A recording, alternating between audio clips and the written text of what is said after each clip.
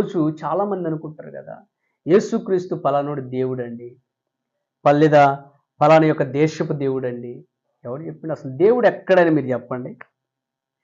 దేవుడు అనేవాడు ప్రపంచానికి ఉంటాడా?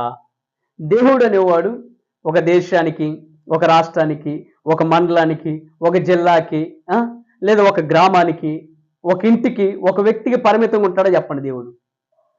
దేవుడు ఎప్పుడు కూడా ప్రపంచానికి దేవుడు. దేవుడు దేవుడు గుర్తుంచుకోండి. ఒక ఇంటికి ఒక తండ్రి ఎలాగైతే ఒకే తండ్రి ఉంటాడో గుర్తుంచుకోండి. ఒక ఇంటికి ఎవరుంటారు? ఒకే తండ్రి ఉంటాడు. ఒక రాష్ట్రానికి ముఖ్యమంత్రి ఎంతమంది ఉంటారండి? ఒక్కడే ఉంటాడు. ఒక దేశానికి ప్రధానమంత్రులు ఎంతమంది ఉంటారు? 5గురా 10 మంది? ఒక్కడే. మరి ప్రపంచానికి ఒక్కడే దేవుడు ఉంటాడా? 100 దేవుడు ఉంటారా?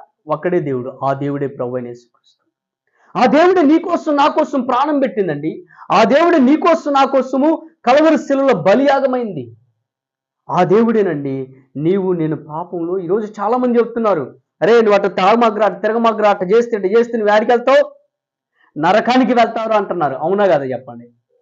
ఏ గ్రంథంలో నుంచి చూసినా సరే ఏం మాట్లాడతారంటే, నువ్వు ఇలా పాడైపోతే నువ్వు నరకానికి వెళ్తావు రా అని చెప్తున్నారు. కానీ ఇదిగో ఈ మాట చెప్పట్లా. ఇదిగోరా ఈ గ్రంథాన్ని నమ్ముకోరా, ఈ గ్రంథాన్ని నమ్ముకుంటే నువ్వు బాగుపడతావు, ఈ గ్రంథంలో ఉన్న దేవుణ్ణి అనుసరిస్తే బాగుపడతావు అని చెప్పేవాళ్ళు లేరండి.